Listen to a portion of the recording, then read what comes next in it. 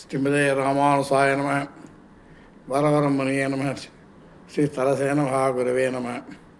இன்று ஐப்பசி திருமூலம். ஸ்ரீ மணவாள மாமுனிகள் ஈடு பெருக்கில் அழைக்கப்படுவரும் மணவாள மாமுனிகள் வருஷ அவதார ஜென்ம நட்சத்திரம். இன்றைக்கு மிகப்பெரிய விஷயம், ஸ்ரீ வைஷ்ணவர்கள் அனைவரும் கொண்டாடும் நாள். இன்று சில நாட்களாக 6 நாட்களாக நாம் துலாக்காவின் மகாத்மியத்தை பற்றி அனுபவித்து வருகின்றோம். இன்று ஒரு நிகழ்ச்சியை கூறிவிட்டு ஒரு விருத்தாந்தத்தை கூறிவிட்டு நாம் பூர்த்தி செய்யலாம்.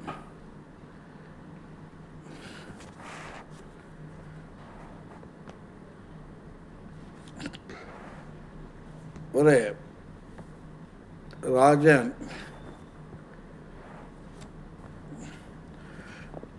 காவிரியில் பத்மகர்பன் என்று ஒருவர் ஒரு வேத பாராயணங்கள் படித்தவன். அவன் பிறந்த இடமானது பாஞ்சால தேசத்தில் உத்கலை என்ற கிராமத்தில் கேட்டான். அவன் பெயர் சூரியபந்து. பத்மகர்பங்க உன்னத்தம் முதல்ல பார்த்தோம் இல்லையா? அந்த பத்மகர்பன் யாருனாக்க முள்ளம்பன்றியால் துரத்தப்பட்டு காவிரி கரையில் விழுந்து முள்ளம்பன்றிக்கு ஒரு தாசியின் தலை துவட்டி கொள்ளும் பொழுது ஒரு தலைமயிரில் இருந்த காவிரியின் நீர்த்துளியானது அந்த முள்ளம்பன்றியின் மேல் பட அந்த முள்ளம்பன்றியானது மோட்ச பிராப்தி அடைந்தது என்று பார்த்தோம். அப்போ அவன் துரத்தி வந்தவன் தான் பத்மகர்பன் அப்படின்ட்டு ஒருத்தன் பேர். அவன் எழுந்த கேட்குறான், அவனுக்கு எப்படி ஆச்சு அப்படின்னு கேட்கச்ச தன்னோட பூர்வ கதைகளை அவன் சொல்கிறான். மாறி இருந்ததுனால எனக்கு எதுவும் ஆச்சுன்ட்டு. முதல்ல என்ன செஞ்சேன்னாக்க, காவிரிக்கரையில் ஒருத்த குளிச்சுட்டு இருக்கான் ஒரு பிராமணன். அந்த பிராமணனை பிடிக்கிறதுக்காக ஒரு முதலையானது வந்து கொண்டிருக்கிறது காவிரி தண்ணியில். அப்பொழுது அந்த பத்மகர்பன் காவிரிக்கரை உட்கார்ந்துட்டு காவிரி மகாத்மியத்தை சொல்லிக் கொண்டு வருகின்றான். அதில் முதலையானது அந்த காவிரி விருத்தாந்தத்தில் 10வது அத்தியாயம் 19வது ஸ்லோகத்தை கேட்டுக்கொண்டிருக்கும் பொழுது அது முதலை வடிவம் நீங்கி அது தேவபுருஷனாகினது.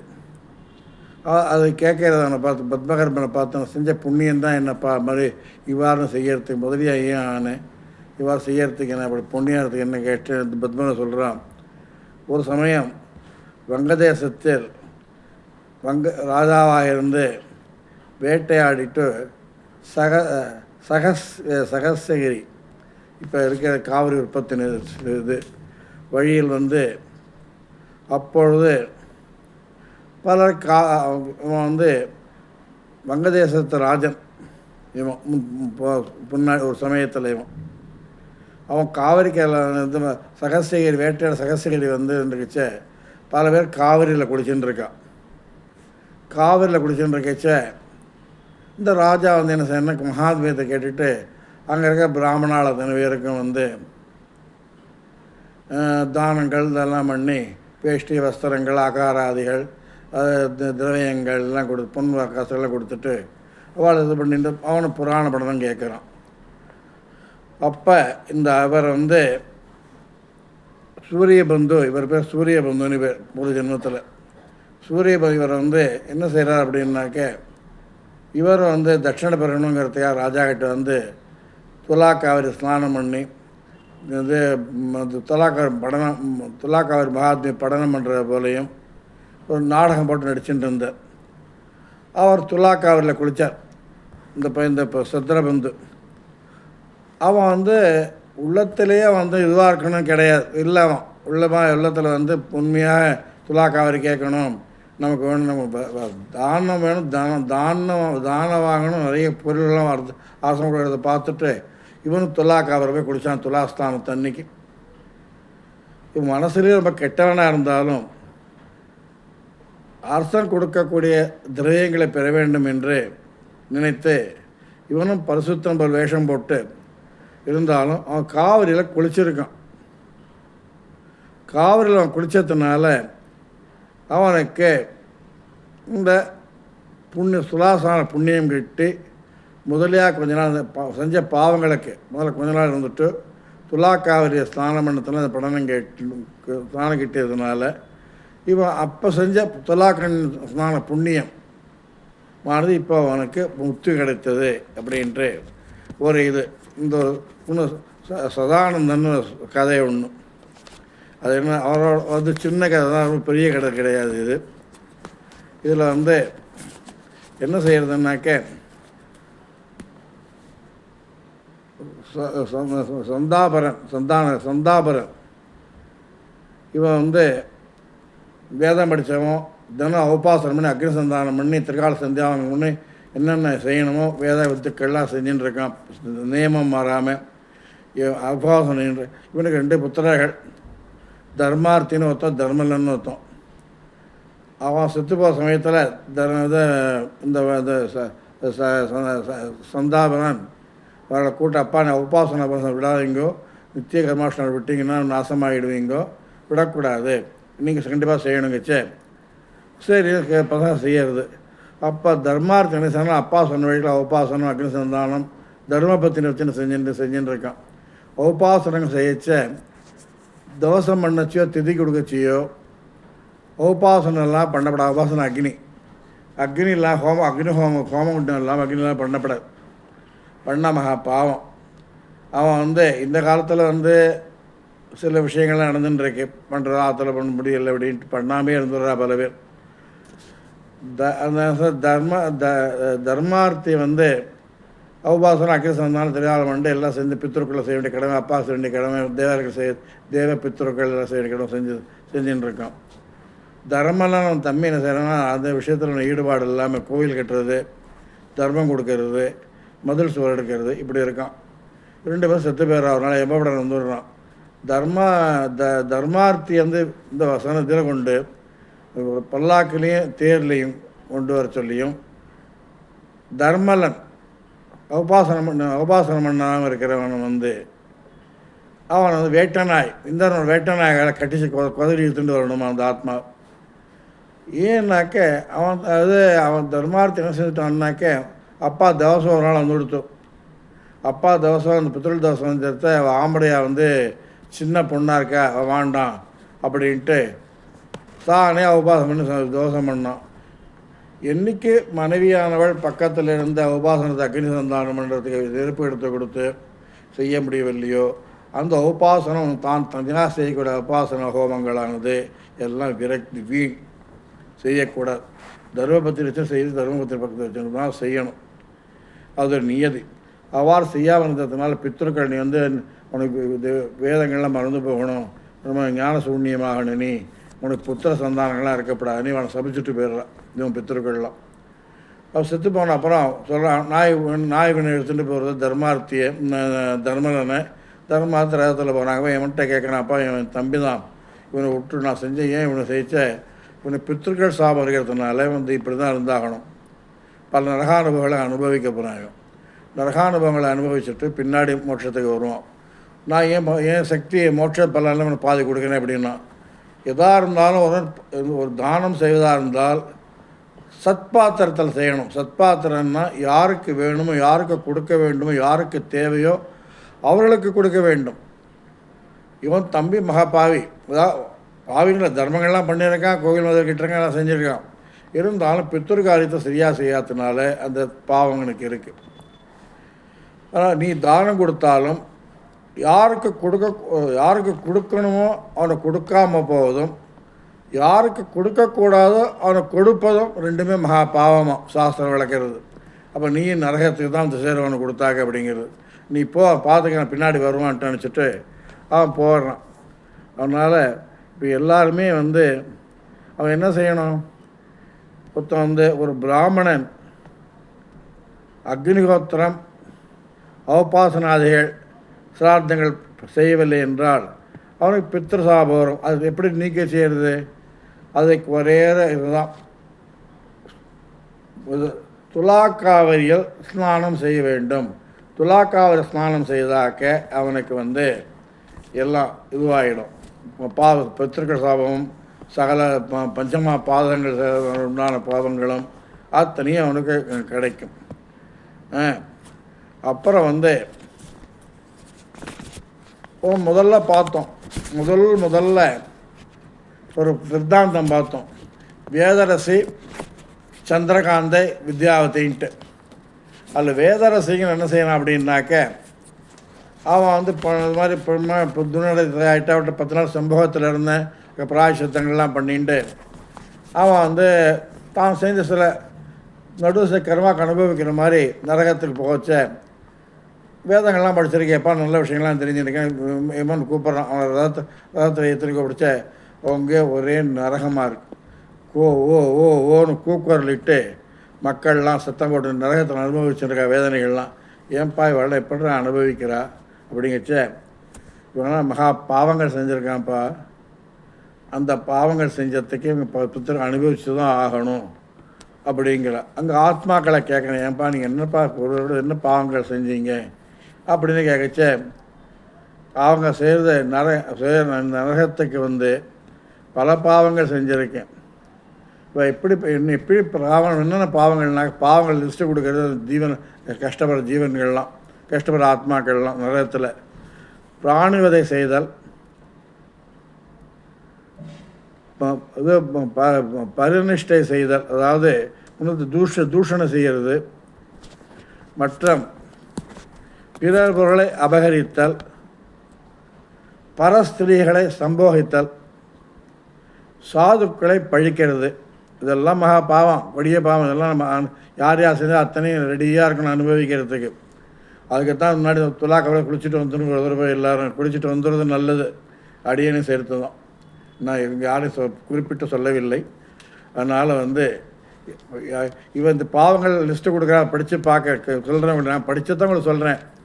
பிராணி வதை செய்தல் பாவமாக, பரநிஷ்ட உன்னத்தனை தூஷிக்கிறது, நிஷ்டை செய்கிறதல், பிறர் பொருளை அபகரித்தல், பரஸ்திரிகளுடன் சேருதல், சாதுக்களை பழித்தல், ஸ்நானம் சந்தியாவந்தனங்களை செய்யாமல் இருத்தல் ஒழிக்கிறது, வேத சாஸ்திரம் படனம், அதாவது வேதசாஸ்திரங்கள் தெரிஞ்சவன் வந்து பிராமணன் வேதசாஸ்திரங்கள் தினம் படனம் பண்ணிகிட்டே இருக்கணும், பாட சொல்லிகிட்டே இருக்கணும், உபதிகிட்டே இருக்கணும், சிந்திச்சுட்டே இருக்கணும்.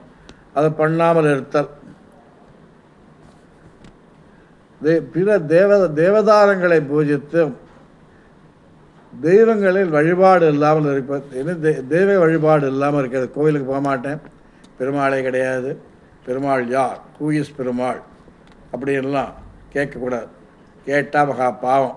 தேவதை பூஜிக்கத்தான் குலதெய்வத்தையும் பூஜிக்கணும். ஓடி வந்து கை கொடுக்கக்கூடிய தெய்வம் குலதெய்வம்.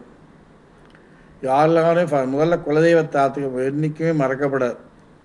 குலதெய்வத்தை தொழுதுன்னாக்க உனக்கு 99.99% கஷ்டம் போயிடும். எல்லாரும் குலதெய்வத்தை முதல்ல தொழணும். மற்ற கோயில்களே எல்லா தெய்வத்தையும் தொழலாம். ஆனால் நமக்கு விதிக்கப்பட்ட ஸ்ரீ வைஷ்ணவர்களை விதிக்கப்பட்ட தெய்வங்கள் ஸ்ரீமன் நாராயணனையும் அவர் சம்பந்தப்பட்ட கிருஷ்ணராமாவதாரங்களையும் விவதாரங்களையும் சேவிக்கணும். பாக்கி தேவதாரங்களை விளக்கணும். மாத்திரு பித்திருக்களுக்கு சிரார்த்தம் திலதர்ப்பணம் செய்யாமல் இருந்துட்டு எங்கள் அப்பா என்ன செஞ்சுட்டார், எனக்கு போச்சு ஒன்றுமே வைக்கல, பரம்பரை வச்சாலும் ஊர் பூரா கடன் வச்சுட்டு போயிருக்கார், அதை அடைக்கிறதுக்கு எனக்கு 10 ஜென்மம் எடுக்கணும் போல இருக்குன்னு சொல்லுவான். எங்கள் அம்மா கூட எங்கள் அப்பா கண்டிக்கலைன்னு. பித்திருக்களுக்கு சிரார்த்தங்கள் செய்யாதபடி, மாத்திரு பித்திருக்கள் சிரார்த்தம் செய்யாதபடிக்கு அவர்களை தூஷித்தல், இது மகா பாவமாக. பிறர் செய்யும் குற்றங்களை 1க்கு 2 மிகைப்படுத்தி கூறி பழிக்கிறது. ஒருவர் செய்தும் சத்தர்மங்களை தடுக்கிறது. ஒருத்தன் நல்ல காரியம் செய்ய போகிறான், ஏய் செய்யாத, செஞ்சால் இதெல்லாம் ஆகிடும், ஏண்டாவும் பைசாலாம் எக்ஸ்ட்ரா பண்ணுறேன், எதுக்கு அங்கே நீ கொடுக்குற, இப்போ சாமர் கொடுக்கப்படாது, வச்சுக்கலாமோனோ அப்படின்னு தடுக்கிறது. சத்காரிகளை செலவு செய்ய தடுக்கிறது. கடவுளை நிந்தித்தல், துஷ்ட சகவாசம் பெற்று விரதங்களை அனுசரிக்காமல் இருத்தல், இதெல்லாம் பாவம். பாவத்தோட லிஸ்ட்டை தான் படிச்சுட்டு இருக்கேன் இப்போ. எல்லாரும் சொன்னதெல்லாம் அத்தனையும் பாவங்கள். அப்புறம் எது சுபத்துக்காக செய்யக்கூடிய யாகமோ அதை செய்யாமல் இருத்தல், புசிக்கக்கூடாதவர்களை புசித்தல், எது சாப்பிடக்கூடாதோ விளக்கக்கூடியதோ அது சாப்பிட்றதுலாம் மகா பாவம். பசுக்களுக்கு போதிய தீனி கொடுக்காமல், கன்றுக்கு ஒரு சொட்டு கூட பால் வைக்காதபடிக்கு சுத்தமாக கறந்துடுறது. இவரையும் பசுவும் திட்டம், கண்ணுகுதின்னு திட்டம் வாங்கிக்கணும்.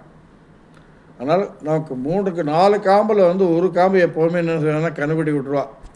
அந்த ஒரு காம்பில் மாடுக்கு இல்லாடி 3 காம்பில் கம்மியோட 4 காம்பில் நிறைய சேர்த்து வச்சுருக்கோம் கண்ணுக்குட்டிக்காக.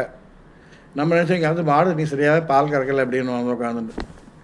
ஏன் கறக்கலைன்னா, எப்போவுமே கிராமங்கள்லாம் பார்த்தீங்கன்னாக்க 4 காம்பு மாட்டுக்கு பால் சுரக்கிறதுக்கு இருக்கும். எல்லாம் 3 காம்பில் தான் சுரப்பான். 4 காம்பு கண்ணுக்குட்டின்னு விட்டுருவான். இப்போ என்ன செய்வான், 4 காம்பு சுத்தமாக சுரந்துட்டு விட்டுட்டான்னாக்க கண்ணுக்குட்டி சாப்பிட்றதுக்கு ஒன்றுமே இருக்காது. தாகத்தால் துடிக்கும், பசுகால துடிக்கும். இவன் குழந்தைக்கு பசின்னு பசுவும் சாப்பிட கொடுக்கும், கண்ணுக்குட்டியும் சாபம் கொடுக்கும். அது மகா பாவமாக. பந்தியல், அதாவது சாப்பாடு பரிமாறும்போது ஒருத்தர் நல்ல ஐட்டங்கள் நல்ல இது வைக்கிறது, ஒருத்தர் கெட்ட ஐட்டம் வைக்கிறது, ஒருத்தர் கம்மியாக வைக்கிறது, அது கூட வைக்கிறது, நீங்கள் சாப்பிடுவோம் நல்லா உபச்சரிக்கிறது, ஒருத்தனை ஒருத்தர் பார்த்துக்காமே விட்டுறது, அவனை அவனை தாண்டிட்டு அடுத்த இடங்கள்லாம் கவனிக்கிறது. பந்தையில் இது செய்கிறது, அதாவது வித்தியாசம் செய்கிறது, அது மகா கெடுதலாம். முக்கியமாக துலா காவேரி ஸ்நானம் செய்யாமல் இருக்கிறது மகா பாவமாக. நல்லவர்களுக்கு கெடுதலும் தீயவர்களுக்கு நன்மையும் செய்வது மகா பாவம். தேவர்கள் பிராமணர்களை தூஷிக்கிறது தான். எல்லா தேவர்களும் கண்டிப்பாக வாயிலிருந்து திட்டுறது, பிராமணனை திட்டுறது, பிராமண துவேஷி, தெய்வங்கள் துவேஷி, தேவர்கள் துவேஷி, இது மகா பாவம். தாய் தந்தை குரு இவர் 3 பேரும் தூஷிக்கிறது மகா பாவம். பொய் சாட்சி சொல்கிறது, கோர்ட்டில் போகிற யாரை கேட்குறாங்க, ஒன்றும் செஞ்சானா அவன் சொல்கிறத கேட்டு அவனுக்கு சாதகமாக பொய் சாட்சி சொல்கிறது. உண்மையாக நடந்து நடக்கவில்லை என்றோ ஒரு நடக்காத நடந்தது என்று கூறுவது பொய் சாட்சி. அது மகா பாவமாகுது. அதாவது சத்பாத்திர தூஷணமும் அசத்பாத்திர பூஷணமும், அதாவது யாருக்கு என்ன உண்மையை தூஷிச்சுண்டும் பொய்யை சத்பாத்திரம் பொய்யை வரவேற்று இருக்கிறது மகா பாவம். சொந்த லாபத்திற்காக பச்சை மரங்களை வெட்டுறது. இது வெட்டிட்டு நாளைக்கு எனக்கு விஷயம் வந்துடுத்தோம்னாக்க நான் வரதுக்காக ஊற்றோம்னாக்க 4-5 டன் சேரும், இதனால் கிட்டத்தட்ட 500-600 லாபம் கிடைக்கும் அப்படின்ட்டு வெட்டுவது, இதெல்லாம் மகா பாவங்களாம். இந்த பாவங்கள்லாம் செஞ்சுருக்க அந்த தீவராசிகள்லாம் இந்த பார்த்தீங்களா 25 பாவம் சொல்லியிருக்கேன். 25 பாவம். ஒன்று சீக்கிரம் படிச்சு விட்றேன். 1 பிராணுவதை செய்தல், 2 பரனிஷ்டை செய்தல், 3 பிறர் பொருள் அபகரித்தல், 4 பரஸ்திரீகளை கூடுதல், 5 சாதுக்களை பழித்தல், 6 ஸ்நான சந்தியாவதங்களை தூஷித்தல், வெறுத்தல், ஒதுக்குதல், 7 வேதம் சிரார்த்தம் பண்ணாமல் இருத்தல், வேதம் சொல்லக்கூடிய சிரார்த்த முறைகளை பண்ணாமல் இருக்கிறது, உபாசனை பண்ணாமல் இருக்கிறது, வேதம் சொல்லாமல் இருக்கிறது, மந்திர லோப்பம் செய்கிறது. அப்புறம் 7 தேவதாரங்களை பழிப்பது, தேவதைகளை பூஜிக்காமல் இருப்பது, கோவில்களை செல்லாமல் இருப்பது. 9 மாத்திரு பித்தர்களுக்கு சிரார்த்தம் திலதர்ப்பணம் செய்யாமல் இருத்தல், மேலும் அவர்களை தூஷிக்கிறது, குறை சொல்கிறது. 10 பிற செய்யும் குற்றங்களை அதிகப்படுத்த அதையே சொல்லின்னு இருக்கிறது. 11 ஒருவர் செய்யும் தர்மங்களை தடுக்கிறது. 12 கடவுளை தூஷணம் செய்கிறது. 13 துஷ்ட சாகவாசம் பெற்று விரதங்களை அனுஷ்டிக்காமல் இருப்பது. 14 சுபகரமான செய்ய வேண்டிய யாகங்களை செய்யாமல் இருப்பது. 15 புசிக்கக்கூடாதவர்களை புசிப்பது. 16 பசுக்களுக்கு போதிய தீனி போடாமல் கன்றுக்கும் பால் கொடுக்காமல் சுத்தமாக கறக்கிறது. 17 பந்தியல் இது செய்கிறது, பேதம் பார்க்கறது, அவனுக்கு கொஞ்சம் கூட குறைச்சி போகிறது. பந்தியில் பேதம் பார்த்து பரிமாறல் பந்தி நடத்துதல். 19 18 துலாக்கேவர் காவிரி ஸ்நானம் செய்யாமல் இருத்தல். 20 நல்லவர்களை கெடுதலும் தீயர்களுக்கு நன்மையும் செய்வது அதுவே பாவம். அதாவது இது மாதிரி இடமாறு செய்கிறது மாதிரி. 20 தேவர்கள் பிராமணர்களை தூஷிக்கிறது. 21 தாய் தந்தை குரு இவர்களை தூஷித்தல். 22 பொய் சாட்சி கூறல். 23 சத்பாத்திர தூஷணமும் அந்த பாத்திரத்தின் அசத் பாத்திர பூஷணமும். தர்மங்களுக்கு செய்யக்கூடிய ஒதுக்கிட்டு சத்பாத்திரத்தை தூஷிட்டு தேவையான அசத் பாத்திரம், சத்வ பாத்திரம் இல்லாத அசத் பாத்திரம்னு பேர் சத்விஷ், அதுக்கு அந்த பூஷணமாக கொள்ளுதல். 25 சொந்த லாபத்திற்காக பச்சை மரங்களை வெட்டுதல், குரு தூஷணை செய்தல். இதெல்லாம் 25 பாவங்கள் செய்கிறது இந்த ஆத்மாக்கள்.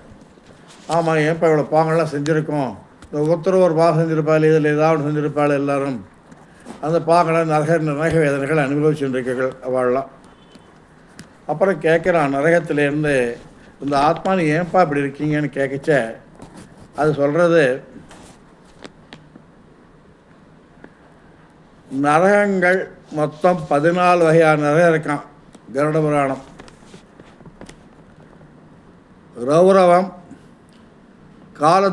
காலசூத்திரம், ரௌரவம், காரளம், விகாரளம், துஷக்னி, கிரகஸ்தம், கும்பிபாகம், தப்தஜலம், தப்த வாலுகம், தப்தசீலம், தப்த தைலம்னு நரகங்கள் 14 வகையான நரகங்கள் யமதர்மன் அவன் கண்ட்ரோலில் வச்சுருக்கார். ஒவ்வொரு ஆத்மா தப்பு செஞ்ச ஆத்மாக்கள் ஒவ்வொன்றுக்கும் அதுக்கு அக்கார்டிங் டு அவளோட தப்புக்கு பாபங்களுக்கு தகுந்த மாதிரி இந்த 14 நரகங்கள் எங்கேயாவது அனுபவிக்குங்கள். முன்னுதர படிச்சுடுறேன்.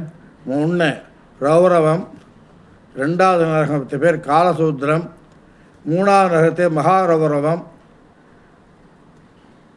4வது காரளம், 5 விகாரளம், 6 துஷாக்னி, 7 கிரகசம், 8 கும்பிபாகம், தப்தஜலம், தப்தவாலுகம், தப்தசீலம், தப்த தைலம்னு 14 வகையான நரகங்கள் இருக்குது. இந்த நரகங்கள்லாம் இதில் போய் பாவாத்மா இருக்குது. இந்த பாவ ஜீவனை சத்தம் போட்டு வேதனை செய்ய பார்த்துட்டு, ஐயோ சத்தமாக வேதம் படித்தவங்களை காப்பாற்றி ஒன்றால் தான் முக்திக்கு வரணும் அப்படின்ட்டு அந்த என்னென்ன நரக தண்டனைகள் அனுபவிக்கிறது பார்க்க தெரியலமா. பாவங்கள் பார்த்துட்டோம், நரகங்களோட லிஸ்ட்டையும் பார்த்துட்டோம், எவ்வளோ நரகங்கள் இருக்குது அப்படின்ட்டு. அதாவது ஜீவாத்மா, அதாவது ஆத்மா பாபாத்மாக்கானது நரக தண்டனை சொல்கிறது கருட புராணத்தில். 1 பழுக்க காய்ச்சின இரும்பு உருண்டையை சாப்பிட சொல்கிறது தான். அடுத்தது மலமூத்திரங்களை சாப்பிட வைத்தல். அப்புறம் ரேதஸை அருந்தணுமா. ரேதஸ்னாக்க விந்துக்கள் அருந்துதல். நாய் மாംസத்தை புசிக்க செய்கிறது தான்.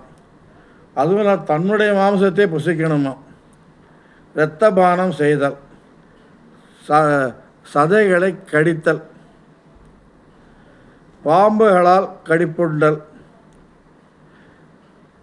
தேள்களால் கொட்டப்படுதல், உப்பு நீரை காய்ச்சி காயங்களில் ஊற்றுதல், கோரமான வைதரணி நதியில் அமிழ்தல். வைதரணி நாக்க மலம் மூத்திரம் உமிழ் நீர் ரத்தம் வைதரணி நதியில் அப்படி ஓடுமா. ரத்தம் உப்பு மலம் மூத்தனை பார்க்கறதுக்கே இதுவாக இருக்குமா. அந்த ரணியில் உட்காந்து அமுத்தி விடுவான் ஒருத்தனை குழி அப்படின்வாங்களாம் போயிட்டு. இது வைதரன் கோரமான வைதரன் இது லமிழுதல். ரொம்ப சூடாக இருக்க கல்லில் உடம்பை போட்டு தேய்ப்பாங்களாம். எரிகின்ற நெருப்பை எரிஞ்சுட்டே இருக்க டபால்னு தள்ளி விடுவாங்களாம். நெருப்பு உருண்டைகளை விழுங்கச் செய்தல். அந்த உருண்டை நெருப்பை பழுக்க காய்ச்சி அதை படுத்துக்கோங்க அப்படின்வாங்களாம். இதை நகைக்கணலை ஊசியால் குத்துறது. அப்புறம் ஆண் குறிகளையும் பெண் குறிகளையும் ஆணியால் அரையிறது தான் அந்த பாவங்களை கேட்டுற மாதிரி. இதில் சொல்கிறா கேட்குறான், இவ்வளோ கஷ்டம் இருக்கா, இப்படி இவ்வளோ வகையாக நரகம் இருக்கா, இவ்வளோ வகையாக தண்டனைகள் இருக்கா அப்படின்னு கேட்கச்ச வேதரசி இது எப்படி இருக்குன்னாக்க 7 மன்வந்தரங்கள் சில நரகங்கள் இருந்திருக்காளாம், நரக தண்டனை அனுபவிச்சுருக்காளாம். சிலர் பத்மம் சங்கம் அப்படின்னு அற்புதம், பத்மம் சங்கம் அற்புதம் நிஷ்புதம் என்று இந்த வகையான நரகங்கள் இருக்கான். 7 மன்வந்தரமே நிறையா கோடி கோடி கோடி கோடி கணக்கானது. அதை விட பத்மம் இன்னும் அதிகம் தண்டனை அனுபவிக்கணும். சங்கம் அதை விட அதிகம், அற்புதங்கள் அதை விட அதிகம், நிருப்புதம் அதை விட அதிகம்னா எவ்வளோ கோடி ஓடி ஓடி ஓடி பல பிறப்பம் இருந்து அங்கே பல்படியால் அங்கே பாடியாடி தெரிங்கிற மாதிரி பாபாத்மாக்கள்லாம் போயிட்டு போயிட்டு போயிட்டு போயிட்டு வந்துட்டு போகணும், வரணும், போகணும், ரிட்டர்ன் டிக்கெட் வாங்கிட்டு போகணும், போச்சு வந்துட்டுருக்கும், போயிட்டு போயிட்டு வந்துட்டுருக்கும். அப்படியான தண்டனை அவசியம் இருக்கும்ப்பா. இவ்வளோ பாவம் செஞ்சுருக்கோம், இவ்வளோ வருஷங்கள் 7 மன்வந்தரங்கள், அதுக்கு மேலே சில பேர் இருந்திருக்கா, அதுக்கு மேலேயும் பத்ம மன்வந்தரத்தில் இருந்திருக்கா, அப்போ சங்க அந்த ஆண்டுகளில் இருந்திருக்கா, அற்புதங்கள் இருக்கா, நிஷ்புதங்கள் இதெல்லாம் அநேக கல்ப கொடிகளாம். அது எண்ண முடியாத கல்ப வருஷங்கள், அதெல்லாம் கல்பம் மன்வந்தரத்து மேலே கல்பம். ஸ்ரீ வேதவரா கல்பே வைவசுதன் மந்திரி கல்பம், அதுக்கு அடுத்த மன்வந்தரம் சொல்கிறாங்க சங்கல்பத்தில்.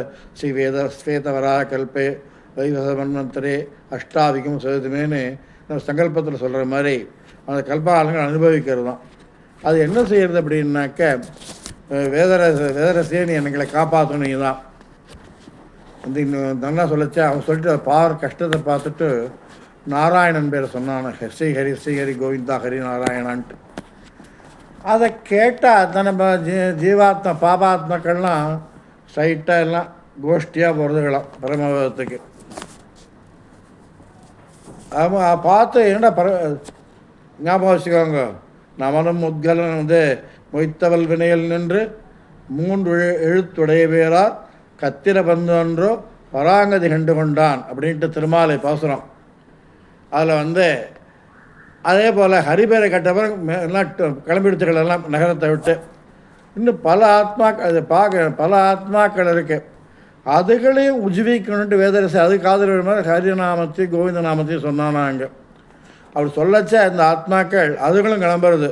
இப்படி போகிறத பார்த்துட்டு யமன் கோபமாக வரானான். வேதரசி ரதத்தில் போயிட்டான், அவள்கிட்ட சொல்லிட்டு நீ சொர்க்கம் போப்பா அப்படின்ட்டான் அவனை பரமதத்துக்கு.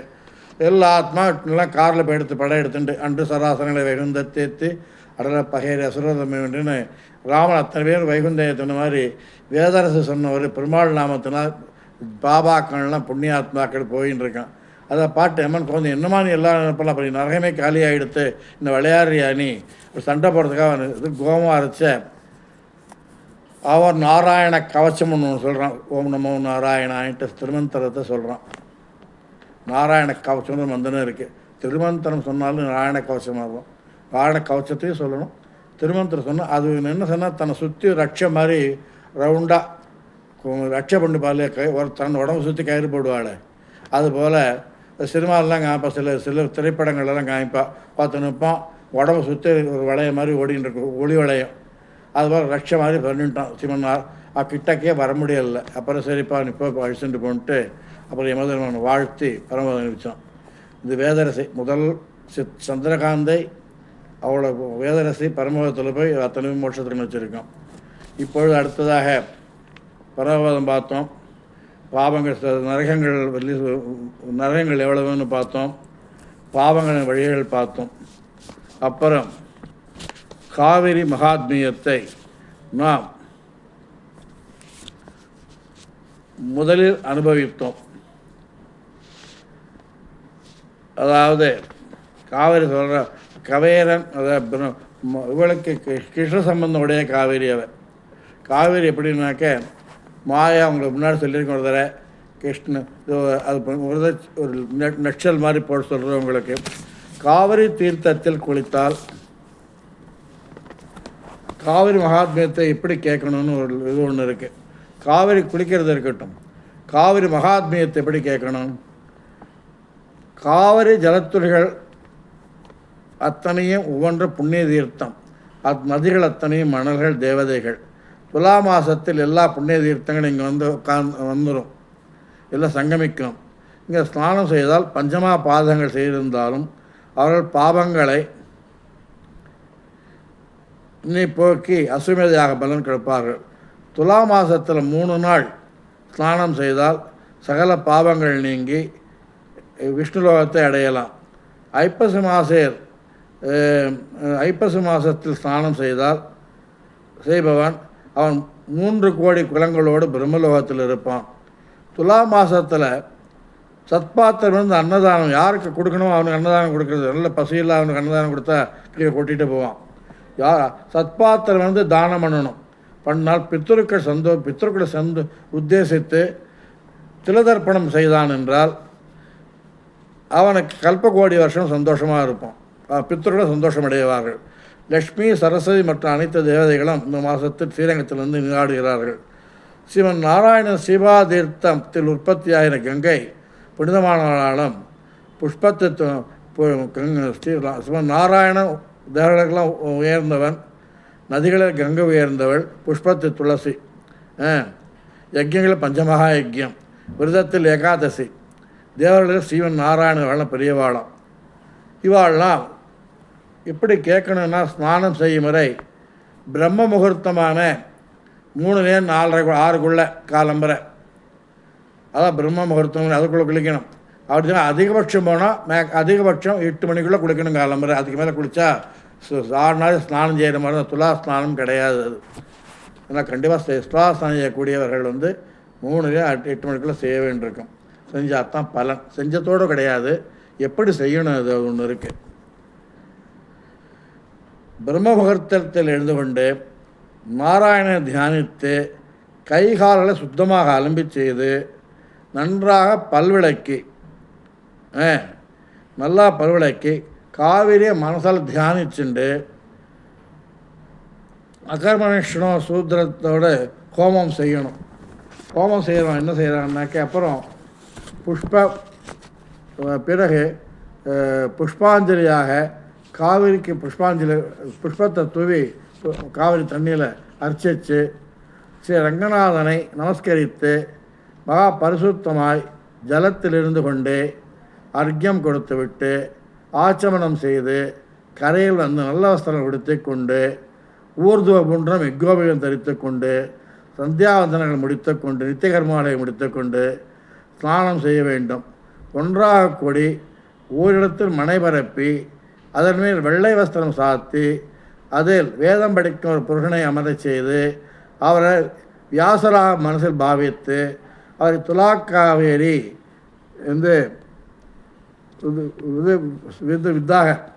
வேதவித்தாக பாவித்து கூற சொல்லி துலாக்காவிரி மகாத்மியத்தை கூற சொல்ல பிரார்த்தித்து கேட்டவுடன் தன்னால் இயன்ற தட்சிணை கொடுத்து ஆசீர்வாதம் பெற வேண்டும்.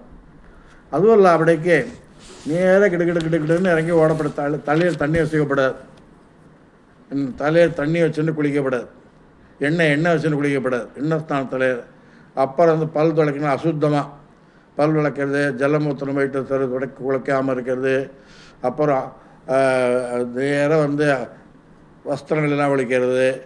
இது போலலாம் சில நியதிகள்லாம் குளிக்கக்கூடியபடி இருக்கிறது. ஆனால் அதுக்கெல்லாம் தவிர்த்து ஒரு நேராக போகிறோம், ஆசாரம் பல் தேய்க்கிறோம், ஆசமனம் பண்ண காவிரியை சேவிக்கிறோம், பெருமாள் உடுதி வஸ்திரம் ஊர்ந்து கொண்டு இருக்கணும், பௌராணிகர்கிட்ட காவிரி மகாத்மியம் கேட்குறோம், காவிரி ஸ்நானம் பண்ணுறோம். காவிரி எப்படி ஸ்நானம் பண்ணணும், எந்த பக்கம் இப்படி காவிரி இந்த பக்கம் ஓடி வந்தாக்கே காவிரி இப்படி ஓடி வருதுன்னாக்கே நம்ம உடம்பு இப்படி காமிச்சோன்னு இருக்கக்கூடாது. இப்படின்னு காமிச்சு நிற்கக்கூடாது. இப்படி இருக்கணும். தலை ஆனது தண்ணி இந்த பக்கம் வந்ததுன்னா தலை இந்த பக்கம் இருக்கணும். இப்படி தான் குளிக்கணும்.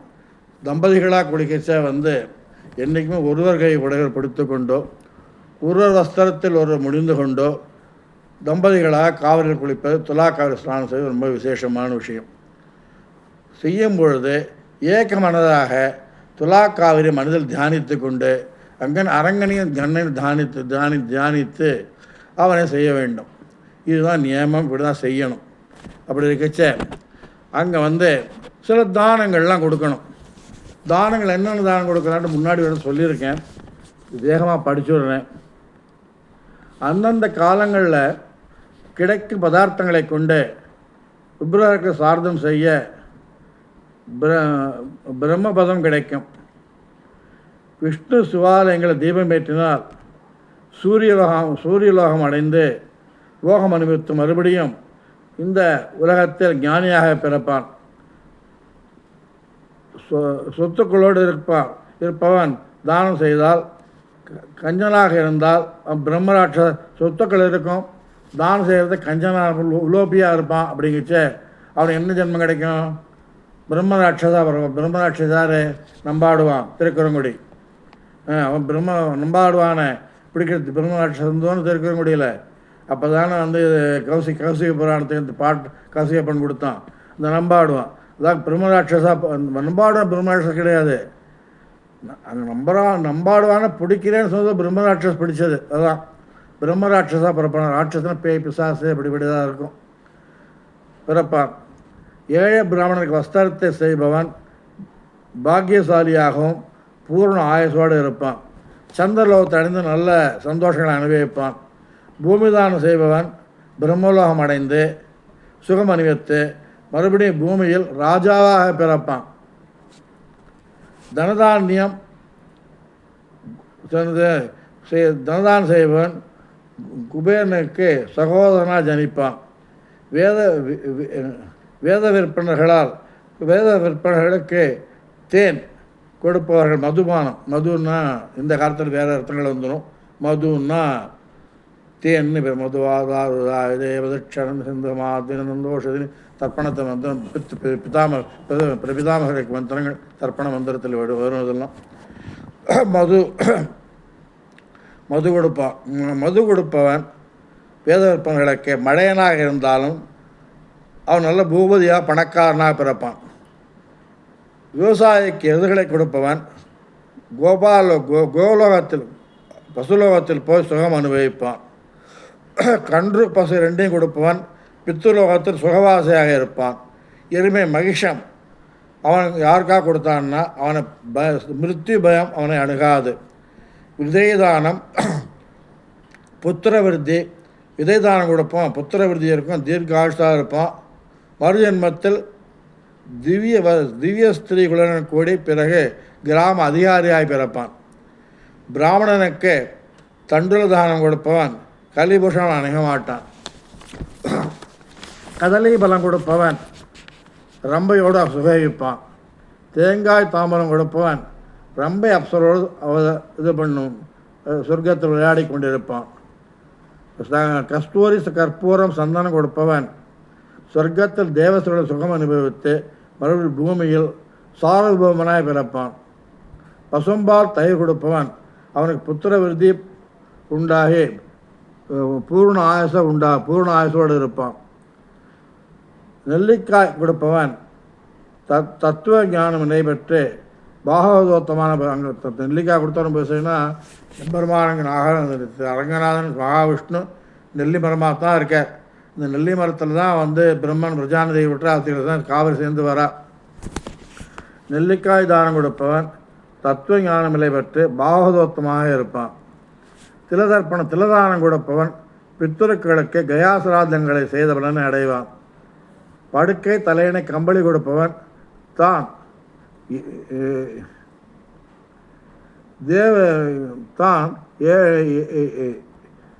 ஏழையா இல்லாமல் தேவஸ்திரியோட சுகச்சித்து வாயு ரோகங்கள் எந்த ரோகங்களும் வராது. கேஸ்ட்ரிக் ட்ரபிள்லாம் வராது. யாருக்கு? படுக்கை தலையணை கம்பளி கொடுக்குறவனுக்கு. அடுத்த குடைதானம் செய்பவன் உத்தம மங்கையோடு உப்பரையில் சந்தோஷிப்பான். அதெல்லாம் வேதம் சொல்கிறது, நான் சொல்லலை, அது ஆக்னேய புராணம் சொல்கிறது.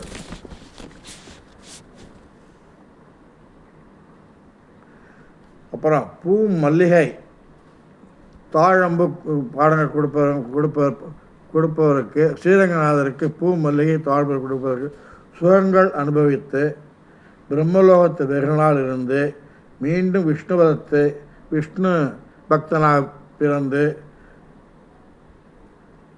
மறுபடியும் பூலோகத்தில் அவதரித்து மோட்சம் அடைவான்னு சொல்கிறார். விஷ்ணு பக்தனாகவும் நல்ல பணம் பணக்காரனாக பிறப்பான் பூலோகத்தில்ன்ட்டு. ஒருத்தனுக்கு ஒன்றுமே இல்லை, சுவாமி என்கிட்ட 2 பூனல் தான் இருக்குது, எக்ஸ்ட்ரா கொண்டு போயிருந்தேன், நான் கொடுத்து நான் தான் கையில் வச்சுட்டுருக்கேன், அது கொடுக்க முடியுங்கிற பணங்கள்லாம் நமக்கு எதிர்பார்க்க முடியாதுனாக்க 2 பூனலுக்கு ரெண்டு பூனலை கொடுப்பவனுக்கு யக்ஞோபவீதம் 10 ஜென்மங்கள் மகா வேத வித்வானாகவும் பிராமணோத்தமாகவும் வரப்பானவன் 10 ஜென்மம். மௌஞ்சிதான பிரம்மச்சாரி செய்கிறவனுக்கு ரோகம் எந்த ரோகமும் அவனை அண்டாதான். அவனை பூனலுக்கு பறித்து கொடுக்குறாங்களே, பூனலை பயிர்த்து வேணுமே, அவன் எந்த ரோகம் அதிகமான ரோகங்கள் கடுமையான ரோகம் குஷ்டரோகம்தான். அந்த ரோகங்கள்லாம் வர இந்த ரோகம் அவன் கஷ்டப்படக்கூடிய ரோகங்கள்லாம் அவன் அண்டாது. யாக மன்றத்துக்கு திருத்துழா கொடுப்பவன் அடைவதற்குரிய லோகங்களை அடைந்து பின் பூலோகத்தில் சார்வபூமனாக பிறப்பான், விஷ்ணு பக்தனாக பிறப்பான். ஹோம மன்றத்தை சமைத்து கொடுக்குறவன் அக்னிகோத்திரம் செய்யணும், அடுத்த ஜென்மத்தில் நல்ல எந்த இதுவாக இருந்தாலும் சரி 4 இதை சமைத்து கொண்டு கொடுத்தான்னா அவனுக்கு அப்படியாகும். பிறகு அன்னதானம் செய்பவன் அவன் சாட்சாத் தேவனே ஆகிடுவானோ. பயறு உளுந்து தேன் வெண்ணெய்களை கொடுப்பான், ஸ்வர்க்கம் முதலிய மேல்களை அனுபவிப்பான். துலா மாதத்தில் காவிரியில் ஸ்நானம் செய்பவருக்கு கிடைக்கும் பலனை ஸ்ரீஹரி மட்டுமே சொல்ல வேண்டும். துர்நடத்தியுள்ள பிராமண ஸ்திரீ காவிரியில் ஸ்நானம் செய்து சொர்க்கம் அடைந்தது சந்திரகாந்தை இவ்வளோலாம் பார்த்தோம். நம்ம அடைஞ்சது துர்நடத்தியுள்ள ஸ்திரீ அடைஞ்சிருக்கா. அவன் என்ன செஞ்சுருக்கான்னாக்க துர்நடத்த காவிரி ஸ்நானம் செய்து சொர்க்கம் அடைந்து அடுத்த ஜென்மத்தில் பூமியில் விஷ்ணு பக்தியாய் பிறந்து விஷ்ணுலோகம் அடைந்து ஒருவன் சித்தியை பெறுவதற்கு நல்ல சித்தியை 100 வருஷம் தவம் செய்யணும் சித்தியை பெறுவதற்கு. ஆனால் அவன் எந்த சித்தி வேண்டி செய்கின்றானோ துலா மாதத்தில் 1 நாள் இல்லை 3 நாள் குறைஞ்சபட்சம் 1 நாள் ஸ்நானம் செய்தால் அவர் எதிர்பார்க்கும் சித்தி பலன்கள் கிடைக்கும். அப்படியா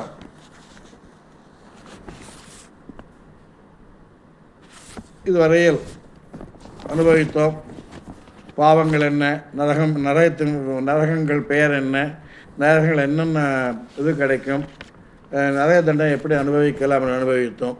இப்பொழுதே சுருக்கமாக காவிரி மகாத்மியத்தை சொல்கின்றான். அதில் என்ன சொல்கிறேன் அப்படின்னாக்க ஷார்ட் லிஸ்ட் இது சொல்லலாம் இல்லையா, அந்த குறுக்க சுருங்கச்சொல் பார்த்த படித்தத்தை சுருங்க சொல்கிறது அப்படின்ட்டு அது ஒரு 5 நிமிஷம் சொல்லிடுறேன். முதல்ல ஆக்னேய புராணத்தில் தர்மவர்மன் தால்பியர் ரிஷியை பார்த்து எனக்கு துலா காவிரி ஸ்நானத்தை மகிமையை சொல்லணும் அப்படிங்கச்ச அவர் சொல்கிறார். அடுத்ததாக ஹரிச்சந்திரன் குருஷேத்திரத்தில் வரான், கும்ப ரிஷியை பார்க்குறான், 63 ரிஷிகள் வரா. 63 ரிஷிகள் நீ கிந்தமருக்கு நீ விஸ்வாமித்திரன் உன்னை வேலைக்கு வச்சுருக்கச்ச நீ பரிசு கிடைப்பால் அவனுக்கு கண்ணடைச்சி காதடைச்சி போய் கிந்தமன் ஒருத்தர் இருக்கார் பார்க்க இன்னும் சுவாமின்னு விசாரிக்கா, அக்கறை பூஜை செய்யாமல் நீ போயிட்ட, அவர் பூஜை செய்யாமல் நீ போயிட்ட, பாத பூஜை மரியாதை கொடுங்க போயிட்ட, அந்த பாவம் பண்ணாதான் நீ அசுவம் செய்கிறது லாயக்கு இல்லை அப்படின்றாங்க. நீ காவிரியில் அவர் செட்டு காவிரியில் குளிக்கணும் அப்படின்னு சொல்கிறார். அப்புறம் மண்டூகம் தவளையை பார்த்தோம். தவளை சர்பம் சரள காஞ்சி வேத பண்டிதனாக இருந்தான், குலோபியாக இருந்தான். அப்புறம் பரஸ்திரி லோகனாக இருந்தான். பிள்ளைகள்லாம் அவனுக்கு நல்வழிப்படுத்துகிற அட்ரஸ் பண்ணான்.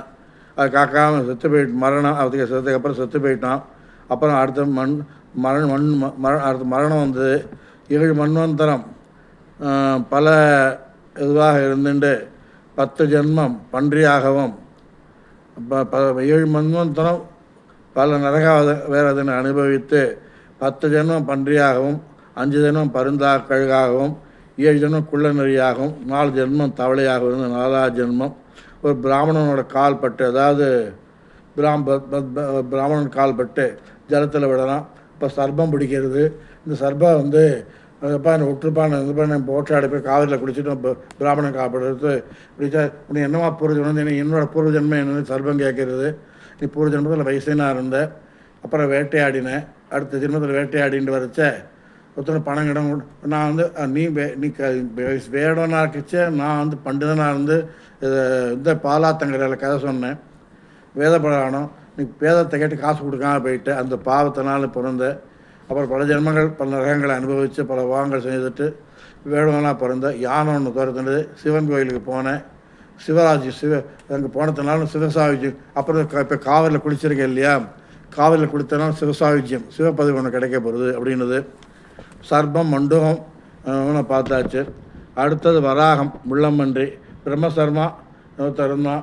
சுசீல் எங்கே ஒருத்தர் இருந்தால். பிரம்மசர்மா எப்போவுமே வந்து வெளிநாட்டில் இருந்து பிராமணார்த்தம் சாப்பிட்றது, பிற அபகரிக்கிறது, எல்லா பரஸ்திரீகளோடு இருக்கிறது அப்படி இருந்துட்டு இருந்தான். அந்த சுசீலன் பெண்ணு இருந்த மனைவி அவன் நல்வழிப்படுத்துறதையா சொல்லி பார்த்தா. அப்புறம் சொல்லி கேட்கலாமேன்ட்டு அரச மரத்தவளை அப்படின்னா அரச மரத்தை அப்புறம் தான் கொஞ்சமாக திருந்தின்னு அவர் சொல்கிறத கேட்டான். அவர் சாப்பாட்டில் நீ பிரியவாரவன். அவன் சாப்பாடத்தை யமதவர் பிடிக்கிறதுக்கு வந்தான். சுசீலையோட இந்த இதுவானது பத்தினி ஜுவாலையானது அவளை அடைஞ்சு அவளை விரட்டெடுத்து சித்திரகுப்தன் வந்தான். சித்திரகுப்தனை வந்து அவளை பாசித்தான். அப்புறம் தீர்க்க சுமங் அவனை சேவிக்கிறா. சித்திரகுப்தரை சேவிக்கிறா. இது சித்திரகுப்தை கண்டுன்ட்டு யாரும் நிற்கிறான்ட்டு யாரும் சித்திரகுப்தன் வச்சா சுமங்கலி சேவிச்சா. தீர்க்க சுமங்கலி பவன் ஆசீர்வாதம்ட்டான். இப்போ புருஷன் உயிர் எடுக்கிறேன்னு சொன்னான். தீர்க்க சுமங்கலியாக சொல்லிட்டு புருஷன் எப்படின்னு உயிர் எடுக்க முடியும் கெச்ச நியமப்படி உடம்பு பத்திரமா பார்த்துக்கோ.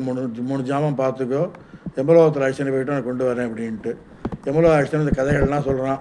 அப்புறம் எம்மன் வந்து சரி பூலோகத்துக்கு போ அப்படிங்கிறான். பூலோகத்து உடம்பு அப்புறம் மறுபடியும் கொஞ்சம் நல்லவனாக தெரிஞ்சிருக்கான். சுசிலோட பேச்சை கேட்டு அப்புறம் வந்து சுசிலை இறந்து போயிடுறா. சுசிலை மறுபடியும் பழைய குடி கரது அப்படின்னு பழைய அத்தனை விஷயங்கள் ஆரம்பிச்சுடுறான். அப்போ ஆரம்பித்த உடனே அது பல ஜென்மங்கள் இப்போ நிறைய வேதனைகள் அனுபவித்து இது 5 ஜென்மங்கள் துலுக்கனாக பிறக்கிறான். பிறகு ஒட்டை ஜடாக பிறக்கிறான். அப்புறம் ஸ்ரீமுஷ்ணங்கிற திவ்ய கஷேத்திரத்தில் வந்து வராக முள்ளமன்றியாக பிறக்கிறதும் திமிர் எடுத்து பூமியை கிழிக்கிறது, எல்லோரும் துரத்துறது, போகிறது வருது, எல்லோரும் ஹிம்சை பண்ணிட்டுருக்கிறது. அது பத்மகர்பன் ஒருத்தவங்க வேதம் படித்தவங்க இருக்கான். அவன் யாத்திரை போகிறான். யாத்திரை போச்ச அவனை துரத்துறதுக்காக மழை காலம் ஒதுங்குறான் இடத்துல போய் ஒதுங்க முடியல. மழை காற்றை வந்துடுத்து மழை காற்றுல போய் அங்கே போயின்னு இருக்கச்ச அவன் வந்து பண்டி அவனை பார்த்துட்டு துரத்துறது. சில பேர் வடக்க போகிற, சில பேர் தெற்க போகிற, தெற்க போன சுத்தண்டு போச்சோம் என்ன காவிரி கரைக்கு வந்துடுறான். துலா காவிரிக்கு டபால்னு கொதிச்சு காவிரியில் குடிச்சுடுறான். காவிரியில் குடித்தோன்னு அந்த 3.5 மணி உடம்பு கிடம்பு ஆட்டிக்கிட்டுன்னு நான் இப்படி இருப்பேன் அப்படி இப்படின்னு சொல்லிட்டு பார்த்து குறுக்குன்னு குழம்பின்னு இருக்கு. அப்புறம் தாசியானவள் என்ன செஞ்சாருனாக்க ஒரு தாசியோட தலை தோட்டி கச்ச அது தலையில் முழு முடியாது ஒரு நீரானது அந்த பன்னி மேலே பட்டு இந்த பன்னிக்கு மோட்சம் கிடச்சிது. அதுக்கு பன்னி தண்ணி பட்டு அந்த பன்னி பட்ட வேகத்தில் இந்த பன்னி நீங்கிறது. இதன் வரலாறு கேட்ட பத்மகர்பன் காவிரியில் உபன்யாசம் செய்து கொண்டு இருக்கும்பொழுது தான் முதலை அந்த பத்மகர்பன் முதலைக்கும் இது கொடுத்தோம். இந்த முதலை கேட்டு காவிரியினால் மோட்சம் கிடைச்சது. 10வது அத்தியாயத்தை 19வது ஸ்லோகத்தை கேட்டுண்டு அந்த காவிரி மகாத்மா வந்து ரொம்ப விசேஷமானது. காவிரி படம் அப்புறம் இவன் வந்து அந்த முன்னாடி ஒரு பிராமணனாக இருந்துட்டு காவிரி கடலில் உட்காந்துட்டு இப்போ காவிரி படம் செய்யும் போல இருந்தான். அப்போ தான் வேடவனும் வங்கதேசத்து வேடன் வந்து ராஜன் வந்து வேட்டையாடிட்டு கலப்பை வந்து காவிரிக்கு தானம் பண்ணுறான்.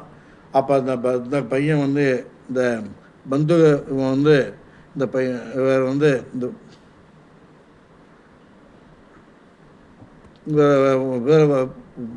வங்கதேசத்தில் வந்து அவர் வந்துச்ச தான தர்மம் சொன்னச்ச இவனும் ஒரு பண்டிதன் போல் வேஷம் போட்டு காவலில் குளிக்கிறது பரணம் பண்ணுறதுன்ட்டு கச்ச ஒன்றும் செய்யாது. தானம் வாரத்தை கெட்ட இடத்துல பண்ணால் காவலில் பிடிச்சதுனால இன்னும் இந்த மோட்சம் கிடச்சிது. அடுத்தது சந்தாவன் பார்த்தோம், தர்மாரம் இப்போ நீ பார்த்தோம், தர்மலம் தர்மார்த்தி பார்த்தோம். அப்புறம் அதுக்கு அடுத்தது அர்ஜுன் சுபத்ராவை கல்யாணம் பண்ணிக்கணுங்கிறது போனால் அப்போ வந்து திரௌபதி வந்து விஸ்தாரமாக பார்த்தோம். திரௌபதியை வந்து தர்மனோட கட்சியை பார்த்துட்டோம். அப்புறம் வியாசர் ஒரு வருஷம் அஜ்ஞாத வாசம் இருக்கணும். வியாசரை கட்சி சுபத்திரை கல்யாணம் சிரிக்கிறான். ஏண்டா வியாசர் ஏண்டா நல்ல விஷயம் குருபுரம் நிறையா இருக்கச்சா நீ சுபத்திரை கல்யாணம் பண்ணிக்கணும்னு இதுக்காக கேட்குறது. சரி சொல்லாக்கார ஸ்நானம் பண்ணிட்டு வாங்குறான். நேராக அங்கேருந்து கிளம்பி பிரயாகர் இது பண்ணுறான். பிரயாகையில் வச்சு ஒரு நாககன்னிகை உளும்பின்னு பேர் அவளை வந்து இது பண்ணிச்சு நாககன்னியை கல்யாணம் பண்ணிட்டுருக்கான். அவளுக்கு பிறந்தவன் வந்து அரவான். அவன் தான் களபலி மகாபாரதத்தில் கொடுக்கக்கூடியவன். அப்பேற்பட்டவன் கரகாபம் கொடுக்குறான். அதுக்கு அடுத்தது வந்து அவன் நேராக பாண்டியதாசன் வரான். பாண்டியதாசன் வந்து இங்கே சித்திராங்கதை அப்படின்னு பாண்டியன் பொண்ணு. மகாபாரதத்தில் ஒரு பாண்டியராஜன் வந்து மகாபாரதத்தில் தர்மருக்கு பாண்டவர்களை ஹெல்ப் பண்ணியிருக்கான். அந்த ஹெல்ப் பண்ண பாண்டவர் தான் அந்த சித்திராங்கதை வம்சங்கள் வழிகள். சித்திராங்கதை தான் சித்திராங்க கல்யாணம் பண்ணிக்கிறான். சித்திராங்க கல்யாணம் பண்ணிட்டு அப்புறம் ராமசேது திருப்புல்லாணி எல்லாம் தனுஷ்கோடி எல்லாம் சேவிச்சுட்டு மறுபடியும் ஸ்ரீரங்கம் வந்து அவளை கூடி இருக்கான் சித்திராங்கதையோட. அவளுக்கு ஒரு குழந்தை பிம்பிசாரன் குழந்தை பிறக்கிறான். அப்புறம் நேர கோகரணம் போயிட்டு துவாரகா போய் கிருஷ்ணனோட உதவினால் சுபத்ரா விவாக கல்யாணம் பண்ணிட்டு இருக்கிறான். அப்புறம் சந்தனு பார்த்தோம். யோஜன நந்தின்னு ஒரு பெண்ணு ஆசைப்படுறான். அப்போ வந்து சொல்கிற இதெல்லாம் வந்து நீ காவிரி ஸ்நானம் பண்ணாதான் கல்யாணம் பண்ணிக்க முடிஞ்சிச்சு. சந்தனு வந்து பீஷ்மரோட அப்பா. முதல் ஆம்படையாக கங்கைக்கு பிறகு தேவதத்தன்ட்டு பீஷ்மன் வந்து பரத்வாஜனுக்கும் பராசரர் உனக்கு யோஜனகந்திக்கு வந்து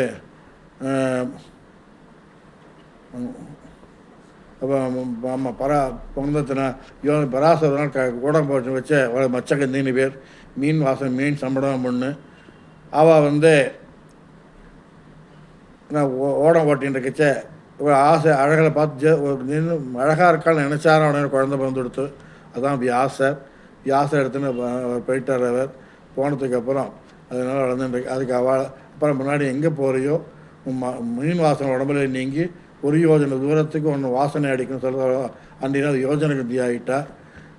சந்தனு வந்து வேட்டையாடின்னு வரைச்ச சந்தனு மகாத்மியம் புதுசாக வரும். ஏன்னா அவள் அப்பாவை தாத்தாவை பிரதீபன் ஒருத்தன், அப்பா பிரதீபன், அவன் 2 தம்பிகள். ஒருத்தன் குஷ்டரோகம், ஒருத்தனுக்கு வந்து இதுவாகிடும். சந்தனு அப்பாவுக்கு 2 குழந்தைகள் 3 குழந்தைகள். 3ஆவது சந்தனம். முதல் குழந்தை தான் வந்து ஒருத்தன் அவனுக்கு வந்து மகாபிக்ஷன் பேர் அவனுக்கு, அவன் தாத்தாவுக்கு. அவன் தேவலோகத்தில் இருக்கச்சே வந்து கங்கையை பார்த்து ஆசைப்பட்டு பிரம்மனோட சதஸில் சாபம் கொண்டு பூமியில் வந்து பிறந்துட்டு அப்புறம் இருந்துருக்கான். கங்கை வந்து உட்காந்துக்கிச்சா அம்மா நீ வந்து எனக்கு இது அவன் செத்து போயிடறான். கிடச்சில கங்கைகிட்ட வந்து இது பண்ணிட்டு நீ ஒன்று இப்போ ஒருத்தர் பேர்களுக்கு மனைவியாக வாங்கிட்டு போயிடுறான். அவளை பையன் பிரதீபன். அவன் ஆம்படையாக சுனந்தின்னு பேர். முதல் குழந்தை குஷ்டரோகம், அவன் வாண்டான்ட்டு போயிட்டான் ராஜ்யம். 2ஆவது போய் வந்து மாமா ராஜ்யத்தை பார்த்து நான் கிளம்பிட்டான் அப்பா ராஜான்ட்டு. 3ஆவது பிள்ளை சந்தனுக்கு பிறந்த தேவதத்தன். யோஜனகந்தி வேட்டையாடும்போது யோஜனகந்தியை பார்த்தான். யோஜனகந்தியை பார்க்கச்ச அவளை கல்யாணம் பண்ண ஆசைப்பட்டான். இதெல்லாம் போயிட்டு எல்லாம் கஷ்டம். அவன் என்னோட பிள்ளை தான் வந்து ராஜ்யானு, என்னோடய பேரன் தான் ராஜானும் அவனுக்கு நினச்ச பீஷ்மர் நான் கல்யாணமே பண்ணிக்க மாட்டேன்னு விரதம் எடுக்கிறார். அவள் தான் பீஷ்மர் ஆகிட்டு தேவதத்தன். உடனே சந்தனு கூடி கிடக்கான். அதற்கு துலா காவிரியில் போகிறான், ஸ்நானம் பண்ணுறான், தானங்கள் பண்ணுறான், ரங்கநாத சேவிக்கிறான்.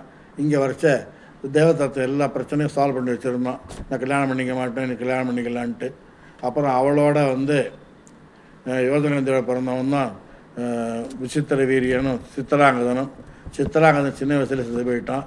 விசித்திர வீரனுக்கு பிறந்தது அம்பிகை அம்பாரிகை. அம்பா யாருன்னாக்க அந்த வித்யாவதி சந்திரகாந்தை வந்தால் இல்லையா முதல்ல வேதரசை சந்திரகாந்தை ஆம்படையாளை கெடுத்தாள். துர்போதனை விபச்சாரி ஆகிடுன்ட்டு அடுத்த ஜென்மத்தில் வந்து அம்பையாக பிறந்தா. அதை அம்பை தானே தற்கொலை பண்ணிட்டா. இப்போ பீஷ்மர் கல்யாணம் பண்ணிட்டு ஜெயிக்க முடியலைன்ட்டு அப்புறம் சிகண்டியாக பிறந்த அவள் என்ன இவ்வளோ கேரக்டர் இருக்குது இந்த இதில் இருந்துருக்கு. இதில் அப்புறம் சந்தனு போனான், யோஜனந்தையை கல்யாணம் பண்ணான். அப்புறம் பாபங்கள் சந்தன கல்யாணம் ஆச்சு. அப்புறம் பாபங்கள் வரம் பார்த்தோம், என்னென்ன பாவங்கள் செய்யக்கூடாதுன்னு எழுதெல்லாம் பாவங்கள் கொடுக்குன்ட்டு நரகத்தோட இவ்வளோ நரகங்கள் என்னென்ன நரகங்கள் இருக்குது அப்படிங்கிறதையும் பார்த்தோம். காவிரியோட வரலாறு இப்போ சுருக்கமாக பார்க்கலாம். காவேரி கிருஷ்ணனுக்கு அதாவது இது பண்ண இடம் மாறினான், 2 பேரும் எக்ஸ்சேஞ்ச். இது யசோதைக்கு பிறந்த மாயா, கிருஷ்ண தேவகிக்கு பிறந்தான். ஒருத்தி மகனாக பிறந்து ஒருத்தி மகனாக ஒளித்த வளர 2 பேரையும் போயிட்டா. இவன் அங்கே வந்தா இந்த பாட்டு கிருஷ்ணனுக்கு தானோ அது மாயாவுக்கும் பொருந்தும். அப்புறம் மாயா தங்கியா, அப்புறம் அந்த மாயா அழிச்சிட்டு போன்ட்டான். பிரம்மபுத்திரியாக அழுதுன்னு இருக்கா. கவேரன் மகர்ஷி அவனுக்கு மோட்சம் வேணும்னா பிரம்மாட்ட போனான். பிரம்மா என்ன செஞ்ச அப்படின்னாக்க, நீ மோட்சம் உனக்கு மோட்சம் கிடைக்காது, காவிரி பொண்ணாக அழிச்சுட்டு போ, அவ்வளோ மோட்சம் கிடைக்குங்கிறான். காவிரி அழிச்சிருமாம்மா எனக்கு மோட்சம் வேணும்னா, அப்பா நீ எப்போ நீ என்னை புத்திரியை எடுத்துட்டு எனக்கு மோட்சம் கிடச்சிடுத்து எங்கே வேணாலும் போகலாம் அப்படின்ட்டா. அவன் எப்போ கடைசியில் ஜென்ம உடைய அவன் மோட்சம் அடைஞ்சிட்டான். அப்புறம் காவிரி பிரம்மா கூட்டு அகஸ்தியரை கூட்டு, காவேரி தமிழ்னு பிறக்கணும், தமிழ்நாடு இதனால் பிறக்கணும், அதனால அழிச்சுட்டு போ அப்படின்னு வச்ச காவிரி கமண்டல் அழிச்சிட்டு போய் லோபாமுத்திரையாக பிறப்பாவ காவிரி கமண்டலத்தில் வச்சுட்டு ஜலரூபமாக இருக்கிற காவிரி பெண் ரூபம் இது பண்ணிட்டு இருக்காங்க. இப்போ கல்யாணம் பண்ணிக்கோங்க. அங்கே போய் பார்க்க லோபாமுத்திரைன்னு ஹிமாலயா கல்யாணம் பண்ணிட்டு விந்தியமலையை கடந்துட்டு விந்தியமலை தாழ்ந்துட்டு வரா. இங்கே சஹ்யகிரின்ற வடிவத்து அந்த இடத்துக்கு வர. இது குடக தேசம்னு வச்சுக்கோங்க. கிட்டத்தட்ட தலைக்காரங்க தானே உற்பத்தி ஆச்சு. குடக தேசம்னு வச்சுக்கோங்க. அந்த வேண்டின அங்கே அரைச்ச அங்கே பெருமாள் தோன்ற, நான் நெல்லி மனமாக பிறப்பேன் இந்த இடத்துல. எனக்கு பிரம்மாணி விரஜான தீர்த்த காயத்ரி விரஜான தீர்த்த காயத்ரி சங்கம் எடுத்து காலில் சேர்க்கணும் அப்படிங்கிறார். அங்கே இருக்கச்ச எப்போ சேர்க்கணும்னா சொல்லுங்கச்ச. காவிரி உட்காந்துட்டு இருக்கா கமண்டலத்தில். எப்போ தான் விட போகிறாரு தெரியலைன்ட்டு ரோமாபுத்திர போயின்னு இருக்கச்ச அகஸ்தியர் போயின்னு இருக்கார். ஒரு நாள் சிஷ்யனை கூப்பிட்டு, இப்போ கமண்டலில் பார்த்துக்கோங்கடா, வெளியில் போயிட்டு வர சந்தியானம் பண்ணிட்டு வரேன் போச்ச. அது துலா மாதம். அந்த முகூர்த்தத்தில் பிரம்மா வரான், தேவர்களோட அந்த மலைக்கு சகசிய மலைக்கு வரான், சகசாமர மலைக்கு வரான். அங்கே வச்சா பிரம்மா விஷ்ணு ஒரு நெல்லி மரமாக இருக்கார். இந்த விஷ்ணு நெல்லி மரமாக இருக்க எனக்கு விஷ்ணு பார்க்குறான், முதல்ல காட்சி கொடுக்குறார். அப்புறம் நெல்லி மரம் ஆயிடுறான், நெல்லி மரம் ஆயிடுறார். அப்புறம் விஷ்ணுவை காணிச்ச மறுபடியும் சங்கு சக்கரதாரியா விஷ்ணு தோன்றுறார். இந்த நேரம் தாங்கச்ச, இதான் சுலா நேரம் வச்ச. அவள் பிரம்மன் காலில் தீர்த்தம் சேர்க்கிறான். அந்த தீர்த்தத்தை காவிரி தான் தர நம்மகிட்ட அசரி சொல்கிறது, இதுதான் சரியான கமண்டலே புறப்பட்டுப்போ, இந்த அவனோட சகசமர தீர்த்தத்தோடு கலந்துண்டு நீ காவிரியாக பிரவாகம் எடுத்துவோனுங்கச்ச. கமண்டலே வெளியில் வந்துடுறா. விழுந்து காவிரி கலந்து வரா. பெருமாளை பாதத்தை தொட்டு வணங்கிட்டு வரா. அப்போ பெருமாற்று வரம் கேட்குறா. பெருமாளே எனக்கு இவ்வளோ கஷ்டம் வந்திருக்கேன், நீ எனக்கு நதியில் குளிக்கிற அத்தனை பேருக்கும் நீ சர்வ பாவம் பஞ்சமா பாதம் எந்த பாவங்கள் செஞ்சிருந்தாலும் அத்தனை பாவங்களையும் நீக்கி நீ அவர்கள் மோட்சம் கொடுக்கணும் வச்ச தான் தோம் அப்படின்னார். அதை விட நான் இன்னும் எக்ஸ்ட்ரா ஒன்று வரம் தரேன். நான் நீ எங்கள் தலையில் படுத்துன்னு இருப்ப காவிரி வச்ச, நீ இந்த அன்னைக்கு சமானம். நான் உன்னுடைய யசோதை விட எப்படி படுத்துட்டு இருந்தேன்னா உன் மடியிலையும் தலை வச்சு நான் படுத்துட்டு இருக்கேன்ட்டு அது படுத்துப்பார். படுத்துட்டு இருக்க காவிரி கிளம்பி வந்துட்டு இருக்கா. வர்ற வழியில் காவிரி 3 சங்கமம் இருக்குது. ஒரு சங்கமம் ஜோஷியா நதி கங்கை காவிரி இறங்கி கொஞ்சம் தூரத்தில் 2 பேரும் கிளப்பா. அடுத்த இன்னும் கொஞ்சம் தூரம் வந்தோடனே ஹேமாவதி கபிலை அப்படி கபினிங்கிறப்ப கபிலை அப்படி 6 அங்கே சங்கமமாகும். அந்த ஆற்றுல அங்கே ஒரு சங்கமம் இருக்குது. கடைசி சங்கமம் தான் ஸ்வேதாரண்யம், திருவன்காடுலேருந்து அங்கே கடவுளை கிடக்கிற சங்கமம். 3 சங்கத்திலையும் குளித்தா ரொம்ப விசேஷம். காவிரி வர அங்கேருந்து வந்துட்டுருக்கா. பெருமாளுக்கு வச்சு தான் திருவரனுக்கு வந்தோன்னு தான் ஆண்டாள், திருமங்கை ஆழ்வார், தொண்டடைப்படி ஆழ்வார், குலசேகர ஆழ்வார், திருமழிசை ஆழ்வார், திருமங்கை ஆழ்வார் இவன் எப்படி காவிரியெல்லாம் அனுபவித்தாலும் இந்த சந்தர்ப்பத்தில் தான் நம்ம பார்த்தோம். காவிரி குளித்து மணல் அத்தனையும் கொண்டு வரா. தத்தனம் வைரம் வைடூரியம் அத்தனையும் கொண்டு வரா மாப்பிள்ளைன்ட்டு. நான் மாப்பிள்ளையனுக்கு அம்பா அவனுக்கு பிள்ளை அப்படின்னு ரொம்ப சந்தோஷமாக பிள்ளையானத்துக்கின்ற காவிரி எங்கெங்கெல்லாம் போகிறாலோ நிறையா இடங்களில் இவரும் போகிறார். பெருமாள் சயனம் செய்கிறார். இவர் பொண்ணான தங்கனாக விட்டு இவர் போக மனசில்லை, பொதுவாக போகிறார். அப்பா ரங்கனாக படுத்துக்கிறார். மத்திய ரங்கமாக படுத்துன்னு ஆதிரங்கம் ஸ்ரீரங்கத்தில் படுத்துன்னு மத்திய ரங்கத்தில் படுத்துன்னு இருக்கேங்க. அப்பா ரங்கன் போச்சா கோயிலடி போச்சு அப்போ கூட தான் அங்கே போய் படுத்துன்னு அங்கே போய் சங்கமாக படுத்துன்னு இருக்கார். அங்கே காவிரி இருக்கா. அங்கேருந்து திரும்பி திருக்குடந்தை போகிறார். சாரங்கமான க்ஷேத்திரம் சாரங்க க்ஷேத்திரம். அங்கே போய் அங்கேயும் காவிரி இருக்கா. அங்கே அவருக்கு செய்ய வேண்டிய மரியாதை காவிரி செய்கிறார். அது வழியாக போய் மயிலாடுதுறை மயூரன் திரியந்தொழூர் நம்ம ஸ்ரீ வைஷ்ணவ க்ஷேத்திரம் மாயவரம் திரியந்தொழூர்னு பேர். திருவந்தூர் போச்சு சேருங்க எல்லோரும். அவர் காவிரி உள்ள நுழையச்சியே 1 கிலோமீட்டர் தூரத்துக்கு முன்னாடி நல்ல வாசனை அடிக்கிறது. யார் படுத்துருக்கேன்? நான் தான் மாப்பிள்ளை படுத்துட்டுருக்கேன். அங்கெல்லாம் சந்தனெல்லாம் கொடுத்த அங்கெல்லாம் பூசிடுறது டைமே இல்லை, இங்கே பூசிட்டு படுத்துட்டுருக்கேன். அப்படியா? ரொம்ப சந்தோஷம், நல்ல வாசனை அடிக்கிறது அப்படிங்கிற. இங்கே என் பேர் பரிமளரங்கன் அப்படிங்கிறார். என்ன பேர்? பரிமளரங்கன். திருவந்தூர்லாம் நல்லா சாயனம் பிரமாதமாக இருப்பார், விவசாயிச்சுட்டு இருப்பார். அங்கேருந்து போகிறா கிளம்பி சேதாரண்யம் போச்சு. அங்கே கங்கையில் காவிரிலேருந்து கிளக்கிறா காவிரி. அங்கே பிரம்மா விஷ்ணு சிவன் அத்தனை பேர் அவளை காட்சி கொடுக்குறா. நல்ல கல்யாணம் பண்ணி விவாகங்கள் பண்ணி வைக்கிறா. விவாகங்கள் பண்ணி வச்சுட்டு அவளுக்கு சொல்கிறா, இது போலப்பா நீ என்ன சந்தோஷம் காவிரி விருத்தாந்தங்கள்லாம் நீ கேட்டது வரையில் காவிரி விருத்தாந்தங்கள்லாம் இந்த காவிரியில் யார் யார் துலா மாதத்தில் குளிப்பாளோ துலா காவிரி மகாத்மியத்தை நான் சொன்ன இந்த மகாத்மியத்தை சுருக்கமாக சொல்லியிருக்கேன். இது 199 பக்கம். இது கிட்டத்தட்ட நானே சொல்லது 6 நாள் ஆகிடுத்துன்னா 130 அத்தியாயத்தை சொல்கிறது கிட்டத்தட்ட 30 நாள் ஆகும். அதனால் காலநிலைகளுக்கு அந்த மாதிரி குறைச்சலாக சொல்லியிருக்கேன். பெரும்பாலும் எல்லா நிகழ்ச்சிகளையும் கவர் பண்ணி சொல்லியிருக்கேன். அதனால் தவறுகள் இருக்கலாம், அவசரத்தில் க்ஷமிச்சுக்கணும் அப்படின்ட்டு சொல்லிட்டு காவிரி எல்லாம் காவிரியோட கடலோட கிடக்கிறா. கடலில் கடந்தோன்னா கடலில் சங்கமத்தில் குடிக்க ரொம்ப விசேஷம். கடலாசனோட அங்கே சிவன் பிரம்மா விஷ்ணு தேவர்கள்லாம் வரா. அங்கே காவிரி விவாகம் பண்ணிக்கிற கடலாசன் இது வங்கக்கடலகாரன் கல்யாணம் பண்ணிக்கிறார் காவிரி சங்கமத்தில். திருவெண்காடு சேதாரண்ய க்ஷேத்திரம். இது பூம்புகார் தற்சமயம் காவிரி பூம்பட்டினம்னு பேர். அதுக்கு 1016 கிலோமீட்டர் போகிறா. போய் சேர்ந்தோடனே இங்கே எப்படி போனான்னாக்க அப்புறம் எடுத்து அப்புறம் முதல்ல தர்மம் வாழ்ந்தா இல்லையா, முதல்ல தான் ஆரம்பிச்சிருக்காது காவிரி மகாத்மியம் சொல்லுங்கன்ட்டு. சரி, தர்மவர்மானுக்கு தால்பய முனிவர் சொல்லிட்டு தர்மவரா நீரும் துலா காவிரி ஸ்நானம் செய்து உம்முடைய பாவங்கள் கழியும், நல்ல சுபிட்சமாக இருப்பேன்னு அவனுக்கு இது பண்ண தால்பயர் முனிவர். அப்புறம் துலா காவிரி செஞ்சான். அவரை மறக்க முடியல. அவர் நிறைய சம்பாவனைலாம் கொடுத்து அவர் அனுப்பிச்சு விட்டோம். முனிவரும் உன்னை வழிபட்டு கொண்டார் அப்படின்ட்டு சூத பௌராணிகர்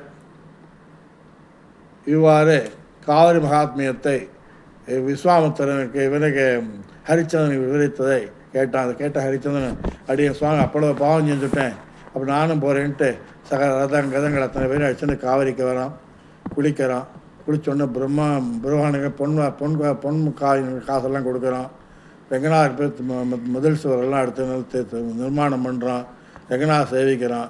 குருஷேத்திரம் திரும்பி போகிறான். குருஷேத்திரம் திரும்பி போய் இங்கே அஸ்வமேத யாகம் பண்ணி அங்கேருந்து முடிஞ்சோடனே நேராக அயோத்தி போய் சுகமாக இருந்துட்டுருக்கான். அப்படின்ட்டு சுதபௌராணிகர் சௌனசோதருக்கே சொன்ன இந்த காவிரி மகாத்மியத்தை நாமும் 6 நாட்களாக கேட்டோம், அனுபவித்தோம். இதிலிருந்து நாம் இன்றுடன் பூர்த்தி ஆகிறது. கேட்ட அனுபவர்களுக்கும் எம்பெருமான் சிவன் ரங்கநாதன் அவர்கள் சர்வ மங்களத்தை அளிக்க வேண்டும் என்று பிரார்த்திக்கின்றேன். காவிரி துலா காவிரி முடிஞ்சாலும் எல்லாருமே துலா மாதத்தில் ஒரு நாள் சேவிச்சு பண்ணிட்டு வாங்கோ. ஏன்னா துலா ஸ்நானங்கள் அவ்வளோ விசேஷமானது. துலா மாதத்தில் கங்கையே என் பாவங்கள்லாம் தெரியும் யார்கிட்ட பண்ணி நீ எங்கேயுமே பொறுத்த தேவையே இல்லை, காவிரியில் போய் சங்கமம் ஆகிடுது 1 மாதம் அப்படிங்கிறா. எல்லா நதிகளும் விடிய காலமும் எல்லா காவிரியில் உட்காந்துட்டு குடிக்க போகிறோன்ட்டு நீங்கள் இன்னும் 3 மணி பிரம்மமுகூர்த்தம் ரெடியாக இருந்தீங்கன்னா எல்லா புண்ணியத்துக்குன்னா 2:15 மணிக்கு அங்கே ஆஜர். அத்தனை தேவர்களும் மணலாக உட்காந்துருக்க கால் படணும் அப்படிங்கிறதுக்காக அப்படியே செய்யுங்க. நீங்கள் செஞ்சுட்டு துலாக்காவது ஸ்நானம் பண்ணிட்டு வாங்க. இதுதான் துலா மகாத்மியத்தின் சாராம்சமும் விவரமும். வந்து இப்போ மங்கள ஸ்லோகம் சொல்லி முடிச்சுக்கலாம். வந்தே நமகணசியாமம் பீதகௌசேயவாசசம் சானந்தம் சூதரம் சுத்தம் திரு கிருஷ்ணம் பிரகிருதே பரம். அப்படி ஸ்ரீமதே ராமதே.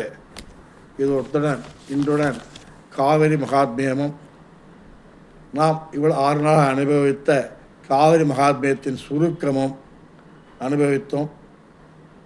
இத்துடன் துலா காவிரி மகாத்மியமானது முடிந்தது.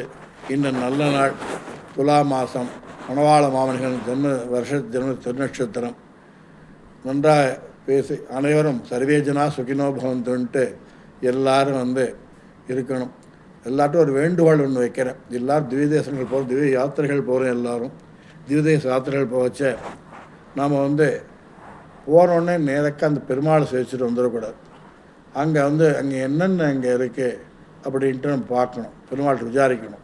உதாரணமாக நீ பாசாரதி போனீங்கன்னா நீ சொன்ன ஞாபகம், பாசாரதி பத்ம சேஷப்படுத்தல் நின்ற வெங்கடகிருஷ்ணன் சேஷப்படுத்த அவர் சென்றால் கூடையாக இருந்தால் சிங்காசனம், நின்றால் மறுபடியும் அங்கே மாதிரி அங்கே வந்து ஆதிசேஷன் கிருப்பா பண்ணுறோம்.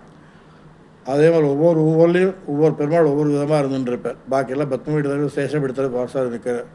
அதனால் ஒவ்வொரு ஊர்லையும் அந்த ஊர் மகாத்மியம் என்ன, இந்த ஸ்தல வரலாறு என்ன, பெருமாள் எப்படி சேவை சாதிக்கலாம் என்று கேட்டுக்கொண்டு மேற்கொண்டும் நமக்கு எம்பெருமான் எப்படி முக்கியமோ அவ்வாறே ஆழ்வார்களும் ஆச்சாரியர்களும் முக்கியம். முடிந்த வரையில் நம் பூமியில் நம்ம அறிந்த வரையில் ஆச்சாரியர்கள் ஆச்சாரியர்களையும் ஆழ்வார்கள் அவதார ஸ்தலத்தையும் ஆழ்வார்கள் கண்டிப்பாக தெரிஞ்சிருக்கும். ஆச்சாரியர்கள் பல இடங்களில் தெரியறதுக்கு வாய்ப்பு இல்லை. தெரிஞ்ச மட்டும் ஆழ்வார்கள் அவதார ஸ்தலங்களையும் ஆச்சாரியர்கள் அவதார ஸ்தலங்களையும் சேவித்து விட்டு முடிந்த மட்டும் திருவரசு, அதாவது சன்னியாசிகளை திருவரசு உண்டு. கிரகஸ்தாருக்கு ஒருத்தருக்கு இருக்குது, நம்ம 2 பேருக்கு இருக்கும். இது பள்ளிப்படுத்துவாது, நம்ம திருவரசுன்னு சொல்ல மாட்டோம். அதனால் சொல்லுவா, அது பார்க்கணும். உதாரணமாக நான் சொல்கிற பொய்கை பூதம் பெய்யாழ்வார், திருக்கடல் காஞ்சிபுரம் அவதார ஸ்தலம், திருக்கடல் பூதத்தாழ்வார், பெய்யாழ்வார் மாடமாமயிலை அவதார ஸ்தலம் தெரியும். அவதார இதில் போய் நம்ம எங்கே பள்ளிப்படுத்தப்பட்டால் நமக்கு நூல்கள் கிடையாது. அவதார ஸ்தலமே நம்ம தியான ஸ்தலமாக நிறுத்த கொண்டு அவதார ஸ்தலங்களை நாம் சேவிக்க வேண்டும். திருமழிசை ஆழ்வார் திருமழிசையில் பிறந்தார். அவதார திருமழிசை கோவிலில் இருக்க கோவில் பக்கத்தில் சின்ன வயல் வெட்ட கிரவுண்டு திடல் பக்கத்தில் அவதார ஸ்தலம் இருக்கும். அது சரியாக பராமரிக்கலை. அப்போ அது வரையில் இப்போ பராமரிக்கிறாள், நான் போன மட்டும் செய்யலை. அப்புறம் அவர் திருவரசு வந்து திருமழிசை ஆழ்வார் கோயில்னு சாத்தார தெரு மேட்டு தெரு ஜாயிண்டில் வந்து கும்பகோணத்தில் இருக்குது. அதை சேவிச்சுட்டு வாங்க. திருமழிசை ஆகிட்டு நம்மாழ்வார் அவதார ஸ்தலம் வந்து திருவன்பரிசாரம், அங்கே தான் அவதார ஸ்தலம். அது பக்கத்தில் நம்மாழ்வார் அவதாரித்த ஸ்தலம்ட்டு கோயில் பக்கத்துலேயே சின்ன வீடு மாதிரி இருக்கும். இங்கே தான் நம்மாழ்வார் பிறந்தன்னு இருப்பார். அதை சேவிச்சுக்கோங்க. திருக்குறங்குடி அங்கே தான் பொது புளியம்பொந்தில் வந்து அவர் வந்து தன்னோட பூதோட நீத்தாரம் சரீரத்தை நீத்தார். அங்கே எடுத்த மதுரகவி ஆழ பக்கத்துலேயே அங்கேயே திருப்பள்ளிப்படுத்தி அங்கேயே வந்து அவர் திருப்பள்ளிப்படுத்தப்பட்டேன்னு சொல்லின்னு இருக்கா. அது வந்து சில சரபுராணங்கள் வந்து கோவில்லையே திருப்பள்ளிப்படுத்தப்பட்டாள் அப்படின்னு சொல்கிறா.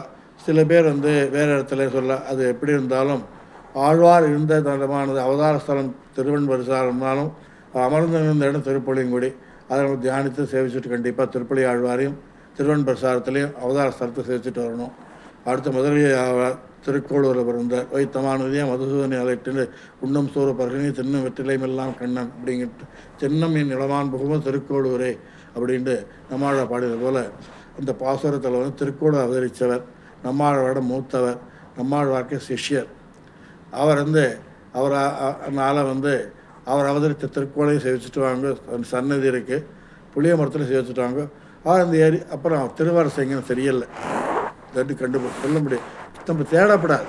காதில் பட்டுன்னா நம்ம சேவிச்சுட்டு வரலாம். சொல்லணும். அதே போல் அடுத்தது பட்டபிரான் திருவில்லிபுத்தூரில் பிறந்தார்.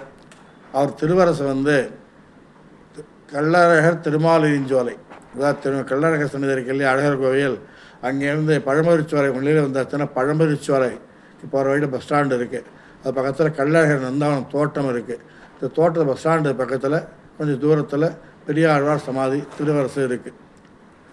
அதே போல் பெரியாழ்வார் எடுத்தால் அப்புறம் ஆண்டாள் கேட்கவே தொண்டரடி பெரியாழ்வார் அரங்கமைக்க அண்ணன் மற்றொன்றை காணாவேன்ட்டு மண்டங்குடின்னு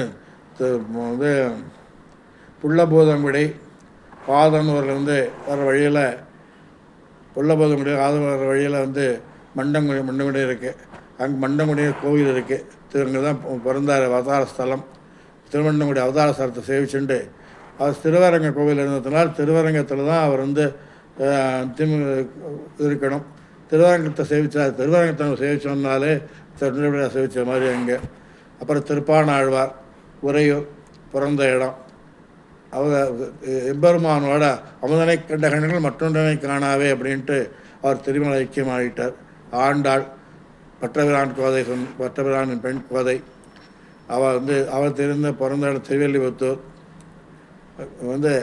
எம்பெருமானை திருமணத்தில் அவனுக்கு நாயகி ஆகிட்டா. நீளா ஆகிட்டு எம்பெருமானுக்கு சகதர்மிணி ஆகிட்டா. இப்போ பூமி நீளா அப்படிங்கிற மாதிரி. அதனால் அவளை ஆண்டாள் பிறந்த இடமும் சேர்ந்த இடம் ஐக்கியமான எம்பெருமானு இது பண்ணிண்டாவளை எம்பெருமானு நாராயணன். அதனால் அப்புறம் திருவங்கை ஆழ்வார் குறையலூர் ஆழ்வார் பக்கத்தில் திருவாரூர் திருநகரில் திருக்கோயிலூர் இருக்குது. அங்கே பிறந்தார். அவதார ஸ்தலம் இது. திருக்கோயில் சொன்னால் பார்க்கலாம், சேவிக்கலாம். அப்புறம் அவர் பரமவிச்ச இடம் திருக்குறங்குடி நம்பிக்கிட்ட போனீங்கன்னாக்க அங்கேருந்து ஒரு கோவிலேருந்து நம்பி கோயிலேருந்து 1 கிலோமீட்டர் உள்ளே எனக்கு ஆட்டோ பிடிச்சுட்டு இப்போ திருவங்கையார் கோயில் இங்கே இருக்குன்னா நேராக திருவரசு எங்கே பள்ளிப்படுத்தப்பட்டதோ அந்த இடத்துல நாங்கள் கொண்டு விடுவோம். அதாவது நம்மால் யதாசக்தி அவதார ஸ்தலங்களையும் திருவரசைகளை முடிந்த அளவு காதல் பட்ட அளவு கேட்டுக்கொண்டு விசாரித்து கொண்டு சேவிப்பது ரொம்ப விசேஷமானது. இது பெருமாளையும் சேவிக்கிறோம், ஆழ்வாரையும் சேவிக்கிறோம், ஆழ்வார் பரமேஸ்வரன் சேவிக்கிறோம். ரொம்ப விசேஷம். அது ரொம்ப விசேஷம் இல்லையா? அது மாதிரி சேவிக்கணும். இப்படி சேவிச்சுட்டு வாங்க எல்லாரும். அனந்தாழ்வான் எம்பெருமானா ஸ்ரீபெரும்போது திருப்பள்ளிப்படுத்த ஸ்ரீரங்கம் அனந்தாழ்வான் திருமலை அனந்தாழ்வான் கிரங்கூர்னு பாண்டவபுரம் மண்டியாவில் பிறந்தார். அவர் திருவரசு அனந்தாழ்வான் தோட்டம் பெருமாள் சந்தை பின்னாடி அனந்தாழ்வான் தோட்டத்தில் பள்ளிப்படுத்தப்பட்டிருக்கார். அடியனை தெரிஞ்சவரே சொல்லியிருக்கேன். அடியன் காதில் ஏதாவது விழுந்ததுனால அப்படி இப்படி இங்கே இருக்குன்னு சொன்னாக்க அடியனை சேவிச்சுட்டு உங்கள் எல்லாம் சொல்கிறேன். ஆழ்வார் இத்துடன் ஸ்ரீ மகாத்மியமும். அப்புறம் ஒரே சின்ன ஒரு விண்ணப்பம். இப்போ ஆச்சாரியர்கள்லாம் இருக்கா இல்லையா? ஆச்சாரியர்கள் 74 சிம்மாசனாதிபதிகள் எம்பெருமானார் அறிக்கப்பட்டார். அதுலேயும் இன்னும் இது பண்ணவா அந்த வம்சத்தில் வந்தவர் மணவாள மாமனில் அஷ்டதி கஜாச்சாரியர்னு 8 பேர் தன்னோட இதாக சென்றார் அவர். இது மாதிரி அந்த ஆச்சாரிய வழியில் வந்தவாள் இன்றைக்கி இருக்கிற அஸ்மத் ஆச்சாரிய அவர்களாக இருக்கிறது. இன்றைக்கி இருக்கிற ஆச்சாரியர்களும் எம்பெருமான் 74 சிம்மாசன எம்பெருமானார் தொடங்கி நாதமணிகள் நானிடத்தில் குருவரையே நாட்டினான் வாழியன்ட்டு வாழி திருநாமத்தில் வரும். நாதமணி திருநாமத்தில் நாதமணி காலத்தில் அந்த குருவரை அவர் தான் சிஷ்யர்களாக ஆரம்பித்தார். ஆளவந்தார் சிஷ்யர், எம்பெருமானார் சிஷ்யர், அப்புறம் 74 சிம்மாசனம் புனல் போட்ட சிஷ்யர், 40,000 புனல் போடாத பாகவதா, இவ்வளோ பேர் வழியில் வந்தவா தான் இன்றைக்கி இருக்கிற ஆச்சாரியர்கள்லாம். இப்போ அந்த காலங்களில் ஆச்சாரியர்களை ராஜாக்கள் இவெல்லாம் கவனிச்சுட்டு இருந்தால், இப்போ அது ஆச்சாரியர்களுக்கு திருமாவளவ சிஷ்யர்கள் அவள் தான் அவள் முதுகெலும்பு. அதனால் ஆச்சாரியர், ஸ்கூல் வாத்தியார், கோயில் பட்டாச்சார் 3 பேருமே தன்னை பார்க்கவரிடம் பணம் கேட்க மாட்டா, குடு கேட்க மாட்டா. எவ்வளவோ ஆச்சாரியர்கள்லாம் ஏழ்மை இருக்கா. இந்த காலத்தில் பணம் இருந்தால் தானே பாலே உப்பையே வாங்க முடியும். தீர்த்தமே இங்கே 10 ரூபா 20 ரூபாங்க பாட்டில். என்ன நம்மளால் ஆச்சாரியர்களுக்கு நம்ம முடிந்த அளவுக்கு அப்பொழுது சம்பாவனை செய்து கொண்டும் அவர் ஆசாரியன் சிச்சன் ஆறுவீரை பேணவன் உபதேசத்தினால சொல்லியிருக்கிற மணவாள மாமணிகள் அவதாரம். அதனால் நம்ம ஆத்மா பரிசுத்தப்படுத்தி பெருமாள்கிட்ட கொண்டு போகிறவன் தான் ஆச்சாரியன். அப்பேற்பட்ட கைங்கரியம் உபகாரம் என்ற ஆச்சாரியனை நம்ம என்ன இது பண்ணணும். முடிந்த அளவுக்கு அனைவரும் அவர்கள் ஆச்சாரியர்களுக்கும் செய்து கொண்டு யதாசக்தி அவர்களால் மாதமோ வருஷமோ இல்லை தினப்படியோ ஏதோ ஒரு உபகாரம் செய்து கொண்டு அவளை ரட்சிக்க வேண்டும். அவள் வாய்விட்டு கேட்க மாட்டாள், பணம் கொடுன்ட்டு யாருமே கேட்க மாட்டாள்.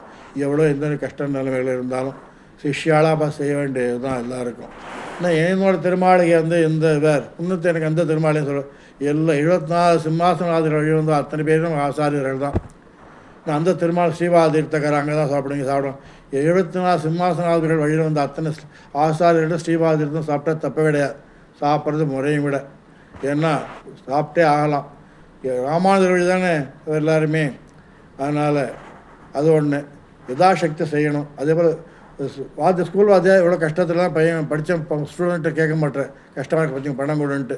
அதில் கோவில் பண்ண பட்டாச்சார் அவளும் கேட்க மாட்டேன், கொஞ்சம் தட்டில் 1 ரூபா பட்டாலும் பார்த்து 10 ரூபா பட்டாலும் 2 கைக்கு விட்டு இருந்தாலும் பார்த்துப்பா.